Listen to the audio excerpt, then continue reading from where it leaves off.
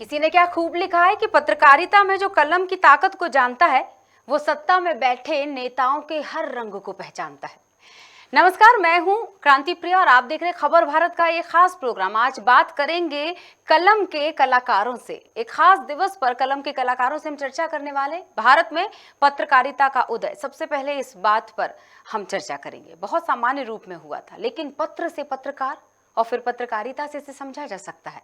पत्रकारिता यानी अंग्रेजी में जर्नलिज्म कहा जाता है, और जिसका आसान भाषा में जनता तक सूचनाओं को पहुंचाना। पत्रकारिता का मकसद वो समाचार जिसे जानना समाज के लोगों के लिए जरूरी है, पत्रकारिता के अंतर्गत आता है। और इन सूचनाओं, जानकारियों को लोगों तक पहुंचाने का काम अखबार, टेलीविजन, रेडियो, फिल्म जैसे सशक्त माध्यम करते हैं। खबरें जनता को सचेत करती हैं और हम जानते हैं कि उन्हें शिक्षित करने का काम भी कर जाती हैं, मनोरंजन का माध्यम भी बन जाती हैं। देश दुनिया में कलम की ताकत को समझते हुए इस चौथे स्तंभ को सम्मान देने के लिए हर साल 30 मई को हिंदी पत्रकारिता दिवस मनाया जाता है, क्योंकि इसी दिन 195 साल पहले भारत में पहला हिंदी भाषा का समाचार पत्र प्रकाशित हुआ था। हिंदी पत्रकारिता जगत में प्रकाशक और संपादक पंडित युगल किशोर शुक्ल जी का विशेष स्थान रहा है। तो इस दिवस पर सबसे पहले हम आपको दिखाते हैं ये खास रिपोर्ट, फिर करेंगे चर्चा। हिंदी का पहला समाचार पत्र उद्दंत मार्तंड 30 मई 1826 को कलकत्ता से पश्चिम, बल्कि कहा जाए पंडित युगल किशोर शुक्ल जी ने प्रकाशित किया। यह समाचार पत्र आमतौर पर एक साप्ताहिक पत्र के रूप में प्रकाशित किया गया था। शुरू से ही हिंदी पत्रकारिता को कई चुनौतियों का सामना करना पड़ा था। हालांकि समय के साथ इनका केवल स्वरूप ही बदला है, चुनौतियां नहीं। लेकिन तमाम चुनौतियों के साथ आज भी हिंदी पत्रकारिता ने संपूर्ण विश्व में अपनी उपस्थिति दर्ज कराई। हिंदी पत्रकारिता की शुरुआत बंगाल से हुई, जिसका श्रेय राजा राम मोहन राय को दिया जाता है। पंडित युगल किशोर शुक्ल ने कलकत्ता में 27 नवंबर आमरतल्ला गली से उद्दंत मार्तंड के प्रकाशन की शुरुआत की थी। उस समय अंग्रेजी, फारसी और बंगला में पहले से ही काफी समाचार पत्र निकल रहे थे, लेकिन हिंदी में एक भी समाचार पत्र नहीं था। वैसे तो उद्दंत मार्तंड से पहले 1780 में एक अंग्रेजी अखबार की शुरुआत हुई थी, फिर भी हिंदी को अपने पहले समाचार पत्र के लिए 1826 तक इंतजार करना पड़ा। 17 मई 1786 को कानपुर में जन्मे युगल किशोर शुक्ल ईस्ट इंडिया कंपनी की नौकरी के सिलसिले में कलकत्ता गए हुए थे, जिसे आज कोलकाता कहा जाता है। वे संस्कृत, फारसी, अंग्रेजी और बंगला के जानकार थे। वे कानपुर की सदर दीवानी अदालत में वकील बन गए, जिसके बाद उन्होंने एक साप्ताहिक हिंदी अखबार उद्दंत मार्तंड निकालना शुरू किया। तमाम प्रयासों के बाद उन्हें गवर्नर जनरल की ओर से 19 फरवरी 1826 को इसके प्रकाशन की अनुमति मिल गई। इस साप्ताहिक समाचार पत्र के पहले अंक की 500 कॉपियां छपी, लेकिन हिंदी भाषी पाठकों की कमी के कारण उसे ज्यादा तवज्जो नहीं मिल पाई। एक चुनौती ये भी थी कि हिंदी भाषी राज्यों से दूर होने के कारण समाचार पत्र डाक द्वारा भेजना पड़ता था, जो एक महंगा सौदा साबित हुआ। इसके लिए किशोर ने सरकार से बहुत अनुरोध किया कि वे डाक दरों में कुछ रियायत दें, लेकिन ब्रिटिश सरकार इसके लिए तैयार नहीं हुई। ये समाचार पत्र हर मंगलवार पुस्तक के प्रारूप में छपता रहा, जिसके कुल 79 अंक ही प्रकाशित हो सके। 30 मई 1826 को शुरू हुआ ये अखबार आखिरकार आर्थिक तंगी से गुजरते हुए 4 दिसंबर 1827 को बंद हो गया।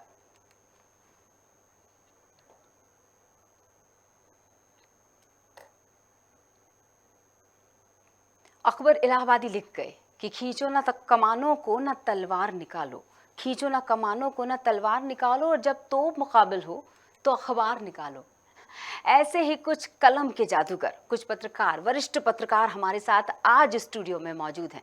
खबर भारत बहुत धन्यवाद उनको प्रेषित करेगा और स्वागत करता है इसी के साथ। सबसे पहले मैं स्वागत करूंगी गणेश साकले जी, वरिष्ठ पत्रकार हमारे साथ जुड़े हुए हैं, जिनके बारे में बताते हुए खुशी हो रही है कि सर ने 3.5 दशक हिंदी पत्रकारिता में गुजारे। नई दुनिया इंदौर से शुरुआत की और 35 साल सिर्फ 2 अखबारों के साथ, ये कलमबाजी कहना चाहिए, वो जारी रखी और अभी भी वो कलम चला ही रहे। उनकी उसकी जादूगरी आप देख सकते हैं। समय समय पर कई प्रतिष्ठित अखबारों में वो लिखते आ रहे हैं। इसी के साथ स्वागत करेंगे खबर भारत के न्यूज एडिटर और वरिष्ठ पत्रकार राजेंद्र कानूनगो जी का। आप दोनों का बहुत बहुत स्वागत है सर।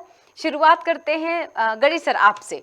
कैसे सफर शुरू हुआ और अगर मैं आपसे ये एक शब्द के बारे में जानना चाहूं कि आपकी नजर में पत्रकारिता क्या है? मेरी नज़र में पत्रकारिता ये है कि हम लोगों ने जब शुरू किया तो जो दौर था उस समय हिंदी पत्रकारिता में बहुत उच्च मानदंड थे। भाषा और शैली को लेकर बहुत आग्रह था और हमने जिस अखबार से शुरुआत करी, नई दुनिया इंदौर, उस अखबार में हमको हमारे संपादक तो छोटी छोटी बात के लिए टोकते ही थे, लेकिन हमारे यहाँ प्रूफ रीडर भी इतने मतलब इतने अच्छे जानकार थे कि वे खुद भी जो है एक एक शब्द को वो लिए हम उनसे आग्रह अनुरोध करते थे कि यहाँ ये इसकी जगह और ये कर दें तो बहुत अच्छा होगा।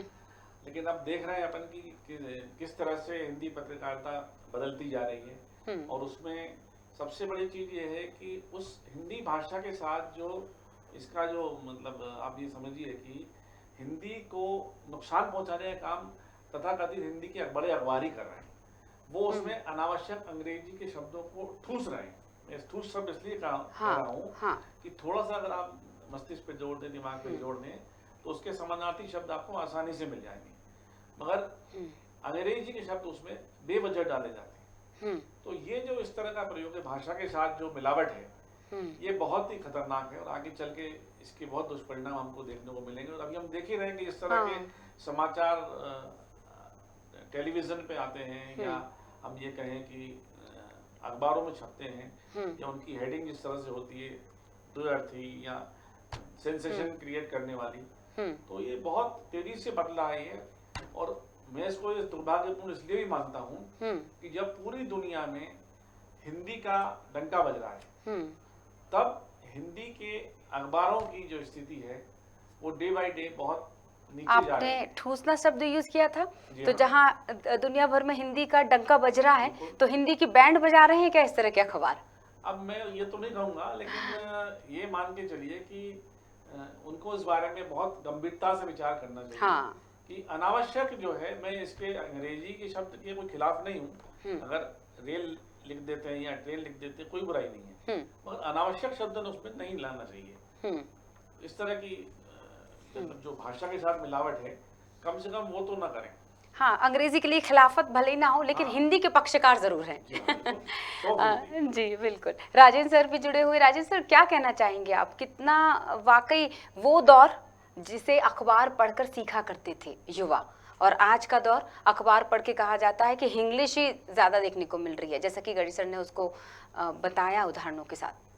बिल्कुल, ज़्यादातर जो इसके पाठक हैं या आजकल जो इलेक्ट्रॉनिक मीडिया आ गया है उसमें जो ज़्यादातर जो श्रोता हैं वो हिंदी जानने वाले ज़्यादा हैं। तो हिंदी के जो समाचार पत्र निकल रहे हैं, यदि वो चाहे वो दैनिक हो, साप्ताहिक हो, मासिक हो, तो यदि उसमें हिंदी की को ही यदि समावेश किया जाए तो ज़्यादा आसान होगा और सूचनाओं का उनके पास जो उनको सूचना जो मिलना चाहिए वो सूचना उनको मिलेगी, तो उसको वो आसानी से समझ पाएंगे। तो हिंदी के साथ जैसा कि अभी हमारे मित्र साकल्य जी ने कहा कि मिलावट नहीं होना चाहिए, शब्दों को ठूसा नहीं जाना चाहिए, तो मैं उसका पूरा समर्थक हूँ। और हिंदी के ऐसा नहीं है कि हिंदी में कोई शब्द नहीं है, हिंदी अपने आप में संपूर्ण भाषा है और हिंदी में ऐसे तमाम शब्द मिलेंगे, एक एक अंग्रेजी के शब्द के 5-5, 7-7 आपको पर्यायवाची और सब शब्द मिल जाएंगे। जी बिल्कुल। तो उनका उपयोग करें ताकि पढ़ने वाले को ये लगे कि हम अच्छे से इसको समझ रहे हैं, ग्राह्य कर रहे हैं, और हिंदी का ताज जो है वो ऊंचा होता रहे। बिल्कुल ये हमारी राष्ट्रभाषा है। तो भारत में कम से कम ऐसे जो भी बड़े अखबार हैं चाहे छोटे अखबार हैं, उनको हिंदी को हिंदी ही रहने देना चाहिए। हिंदी इंग्लिश का मेल जो है, घालमेल जो है वो उससे ठीक बचिए। नहीं है। बिल्कुल सही। जी। समाचार पत्र, पत्रकार और पत्रकारिता, गणेश सर, इन तीनों में सबसे ज्यादा चुनौतियां कौन से वाले शब्द में देखने को मिल रही हैं? निश्चित रूप से पत्रकारिता के लिए ही चुनौती है, और चुनौती सबसे बड़ी जो हिंदी पत्रकारिता की जो चुनौती मैं मानता हूँ वो है विश्वसनीयता। अच्छा। अगर आप देखेंगे कि पत्रकारिता का जो हिंदी पत्रकारिता का जो पतन है वो पिछले एक दशक में ही हुआ, ये अगर कहें तो कोई अतिशयोक्ति नहीं होगी। क्योंकि जब से इलेक्ट्रॉनिक मीडिया आया है, हाँ। और इलेक्ट्रॉनिक मीडिया ने जिस तरह से हिंदी और अंग्रेजी के शब्दों को मिला करके और न्यूज़ परोसना शुरू किया है, ठीक। और ये कहा जाने लगा है कि हम तो कम्युनिकेट कर रहे हैं रीडर को, हम उसको जो है सरल भाषा में बता रहे हैं, बोलचाल की भाषा में बता रहे हैं। हाँ। अरे भाई, भाषा तो ऐसी होती है कि जब गांव देहात का जो बच्चा होता है, हाँ। वो अपनी जो वहाँ की बोली होती है गांव की, वो सीख जाता है। हाँ।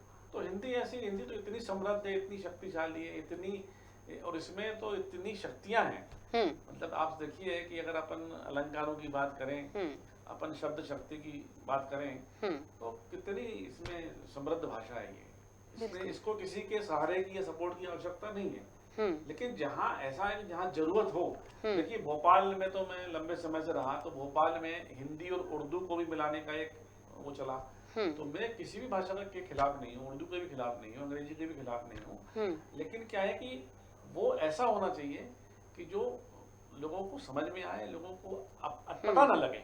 बिल्कुल बिल्कुल। अगर अटपटा लगता है तो ये ठीक नहीं है मेरे हिसाब से, और इस भाषा के साथ तो इस तरह का खिलवाड़ बिल्कुल होना नहीं चाहिए, मैं ये मानता हूँ।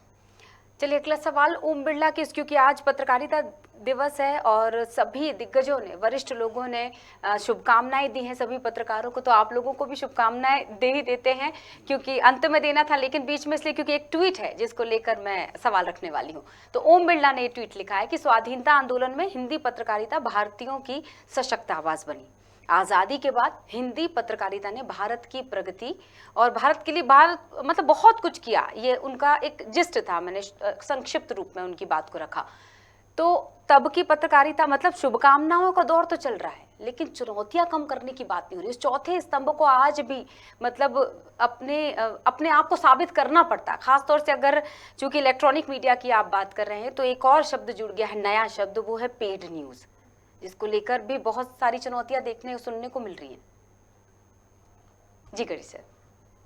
देखिए, पेड न्यूज अलग विषय है, इसका हिंदी पत्रकारिता से मैं नहीं मानता कि पेड न्यूज तो देखिए सब दूर हो सकती है ना, वो तो पेड न्यूज तो इंग्लिश में भी हो सकती है, पेड न्यूज जो है टीवी पे भी हो सकती है, सोशल मीडिया पे भी हो सकती है। पेड न्यूज का इससे कोई सीधा संबंध नहीं है पत्रकार को। हाँ, जो है देखिए, व्यक्ति की अपनी समझ बूझ, अपना उसका विवेक है। अगर मान लो कहीं कोई बिकने को तैयार है तो खरीदार 50 खड़े। तो दरअसल यही बोलना चाहते कि पत्रकारिता बिकने लग गई है अब। नहीं, बिकने लग गई ऐसा नहीं है। तो आज भी बहुत सारे ऐसे लोग हैं कि जो आज अभाव में जी करके, और उन्होंने अपने वजूद को बना के रखा है, उन्होंने कभी समझौते नहीं किए इस तरह के। और मैं ऐसे भोपाल शहर में कई लोगों को नाम जानता हूँ। और अगर आप ओम बिरला जी के ट्वीट की बात कर रहे हैं, तो आप देखिए कि उस जमाने में स्वाधीनता आंदोलन के समय, चाहे वो माखनलाल चतुर्वेदी जी हो, गणेश शंकर विद्यार्थी हो, बालकृष्ण शर्मा नवीन हो, मास्टर बलदेव सिंह जी हो, लाल बलदेव सिंह जी हो, इन लोगों ने कितनी कठिन परिस्थितियों में उस अखबार निकाले, पत्रकारिता करी। और सोचिए कि उस जमाने में जो चुनौतियां थी वो तो उस हिसाब से आज है नहीं चुनौती। और आज तो मैं दूसरी चीज देख रहा हूँ, सबसे बड़ी चीज, कि इतने सब माध्यम होने के बाद कम्युनिकेशन के, असली खबर गायब है अखबारों से। असली खबर अखबार में है ही नहीं। असली खबर जो है वो अपने इलेक्ट्रॉनिक मीडिया पे नहीं है, असली खबर जो है सोशल मीडिया पे नहीं है।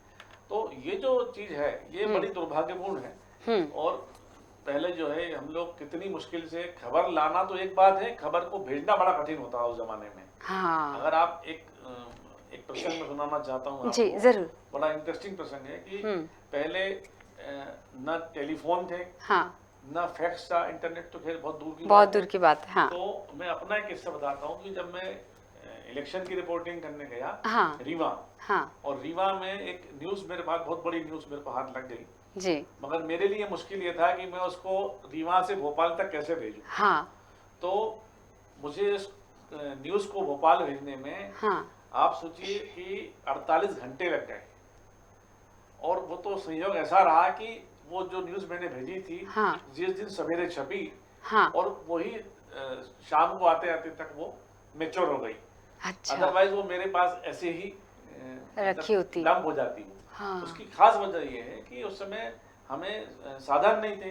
टेलीग्राफ अथॉरिटी मिलती थी, टेलीग्राफ अथॉरिटी के माध्यम से अगर वहाँ पे टेलीप्रिंटर चल रहा है, उसको चलाने वाले भी बड़े वो सीमित होते थे, हाँ और उसकी की आती थी वो, हाँ तो की के माध्यम से उसकी भाषा अलग होती थी, जी वो चला करके भेजते थे उसको। हाँ तो बहुत मुश्किल था समाचार संकलन करना, हाँ समाचार लिखना, और उससे बड़ी चुनौती थी उसको भेजना। सही बात है। आज तो आप देखिए व्हाट्सएप करिए, फोटो मंगा बहुत लीजिए, आसान। न्यूज़ मंगा लीजिए, आप बोल करके उसमें टाइप भी नहीं करना, आपको बोल करके आप लिखा लीजिए, उसमें हाँ। आप अमेंडमेंट कर दीजिए। तो जी। इतने सब साधन होने के बाद भी तकनीक जो है, मैं समझ रहा हूँ कि ज्ञान पर ज्यादा हावी हो रही है। तकनीक ज्ञान पर हावी हो रही है, क्या कहेंगे राजेंद्र जी? तकनीक जान पे इसलिए ज्ञान पर हावी हो हावी रही है है जी। कि आजकल लोगों में पेशेंस नहीं बचा। ये शब्द फिर से इंग्लिश का मेरे मुंह से निकला है कि लोगों में वो उसकी धैर्य बहुत नहीं कमी है, आ गई बिल्कुल है, सही। धैर्य की बहुत कमी आ गई है। हाँ इसलिए ये सब कुछ जान पे बनी वाली बात आ रही है, क्योंकि जैसे ही कोई समाचार किसी के विरुद्ध छपा, हाँ अब यहाँ भाषा से थोड़ा सा हट गए हैं अपन, हाँ तो उस समाचार को फैलने में कम समय लगता है, हाँ और उस समाचार से संबंधित जो भी लोग हैं, चाहे पक्ष के हों चाहे विपक्ष के हों, वो उसको ग्रहण करके और उसका विरोध या उसका समर्थन जो भी है वो करने लग जाते लाभ हैं, लेने, उसका लाभ लेने, लाभ उठाने लग लाभ जाते उठाने के लिए जो है वो हैं। दौड़ जी पड़ते हैं। जी, ये इस कारण से ये जो है परिस्थिति निर्मित हुई है। जी। किसी ने कुछ दिनों पहले जब चर्चा हो रही थी किसी वरिष्ठ पत्रकार से, तो उन्होंने एक शब्द यूज किया था कि दम तोड़ रही है अब हिंदी पत्रकारिता।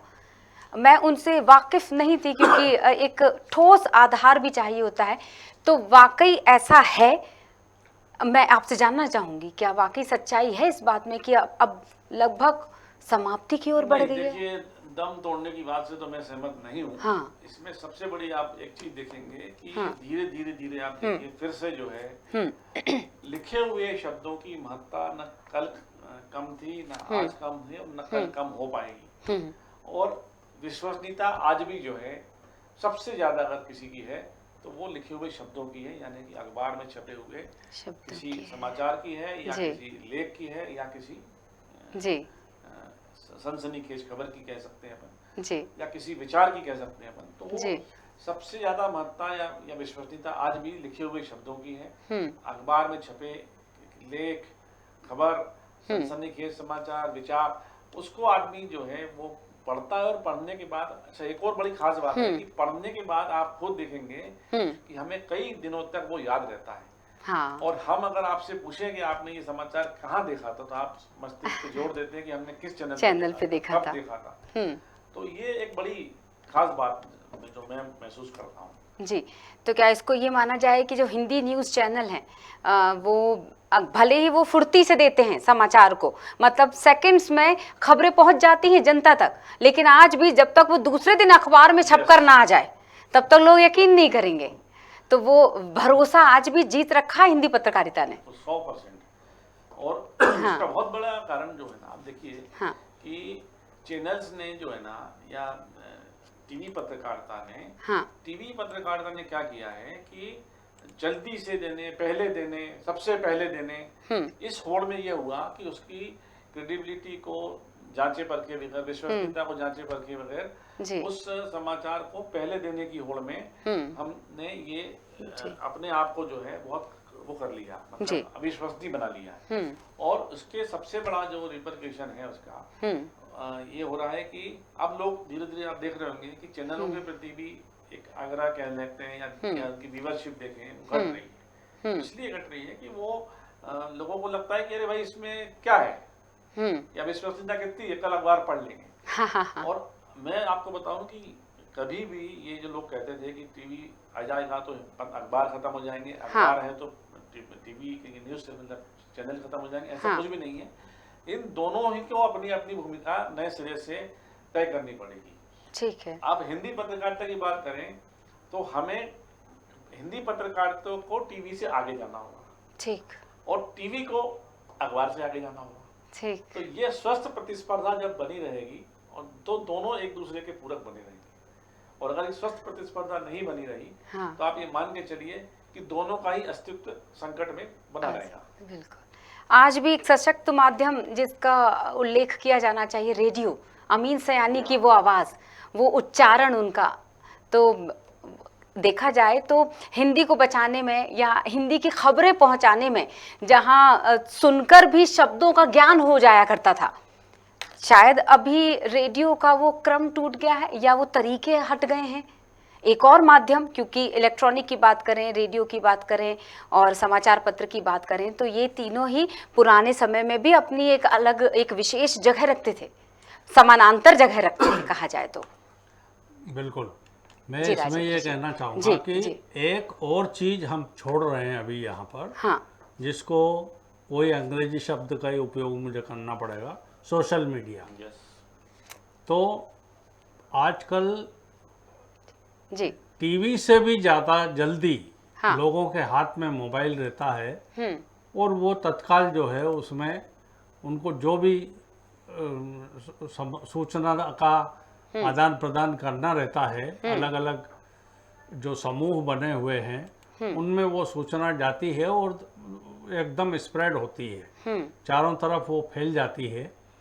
और तो टीवी से भी यदि थोड़ी सी ज़्यादा गति से कुछ चल रहा है तो वो जो फेसबुक, व्हाट्सएप, ये जो ट्विटर, ये जो चीज़ें हैं, ये और सूचना को अधिक गति से पहुंचा रहे हैं। अब विश्वसनीयता की बात जहां तक कहें हम, जैसी शुरू में सकल जय ने बात कही थी, तो अब विश्वसनीयता अंत में दूसरे दिन जब अखबार में समाचार छप जाता है तभी उसको विश्वसनीय माना जाता है। और अधिकतर पाठक चूंकि हिंदी के हैं तो हिंदी के अखबारों में जो सूचना उनको मिल जाती है तो वो संतुष्ट हो जाते हैं कि ये जो खबर हमको मिली थी वो सही मिली थी।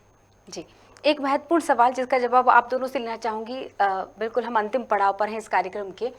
एक, जब हिंदी ही एक हाशिए पर पहुँच चुकी है, हम सभी जानते हैं क्योंकि आपने जिक्र किया गणेश जी इस बात का, और पत्रकारिता जो पहले, अभी प्रश्नवाचक चिन्ह उस पर लग गया कि आप सही पत्रकारिता हो रही है, और दोनों शब्दों को जब एक साथ जोड़ दिया जाए, हिंदी पत्रकारिता, क्या कहना चाहेंगे आप? नहीं, हिंदी पत्रकारिता हो रही है, अच्छी भी हो रही है, ऐसा नहीं है कि कोई मतलब उसमें कोई कमी है। देखिए क्या होता है कि हर समय आप देखोगे संक्रमण के दौर आते हैं और वो बादल छट जाते हैं फिर। तो ये क्या है, संक्रमण का दौर है कि इस समय इतनी मतलब इसको बोलते हैं ना कि सूचनाओं का जो है मतलब यानी ये कहो कि अम्बार लगा सूचनाओं का। हाँ। इतनी सारी इंफॉर्मेशन है, इतनी सूचना है, इतनी जानकारियां हैं, और मैं उसको कई बार मतलब मजाक में भी कहता हूँ, कोई अन्यथा ना ले, कि व्हाट्सएप यूनिवर्सिटी। तो व्हाट्सएप यूनिवर्सिटी जो है वो बहुत तेजी से फैल रही है। और अब जैसे है ना कि पत्रकार था, हाँ। अब आदमी, हर व्यक्ति पत्रकार हो गया है। क्यों हो गया है कि उसके हाथ में एक स्मार्टफोन है, स्मार्टफोन में उसमें एक कैमरा है, हाँ। उस स्मार्टफोन में उसको भेजने के लिए अपना खुद का विचार है, अपनी इंफॉर्मेशन है, अपने सहयोगियों से मिली जानकारी है, तो वो हर एक व्यक्ति जो है वो पत्रकार हो गया है और वो किसी न किसी रूप में अपने भावनाओं को प्रकट करता है कि चाहे वो फेसबुक पे डाले, चाहे वो ट्विटर पे डाले, चाहे वो व्हाट्सएप करे किसी को।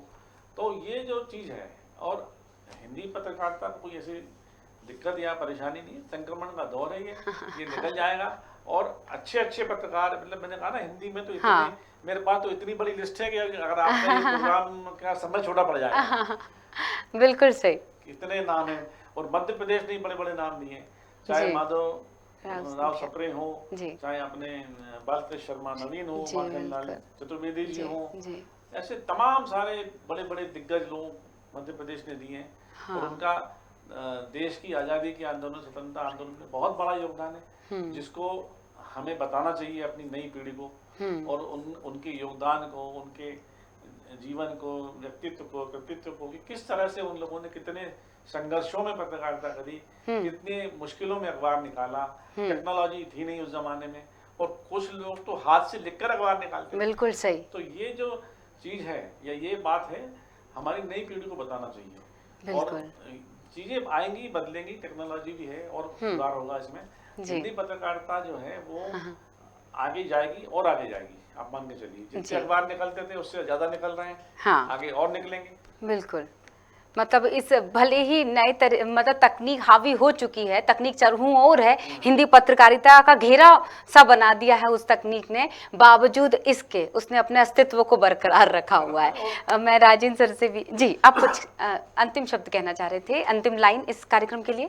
नहीं, मैं यही कह रहा था कि हिंदी पत्रकारिता बहुत आगे जाएगी, और अच्छे लोग अभी, और ऐसा नहीं है कि नए लोग जो आ रहे हैं उनके पास विचार की कमी है, ज्ञान की कमी है, या वो लिखना नहीं जानते।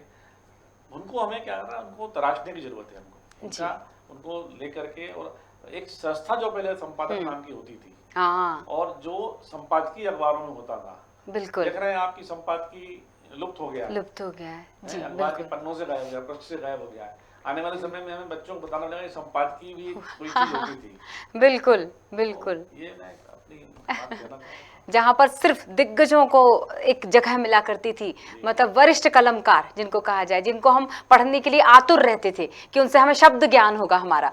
राजेंद्र सर क्या कहना चाहेंगे?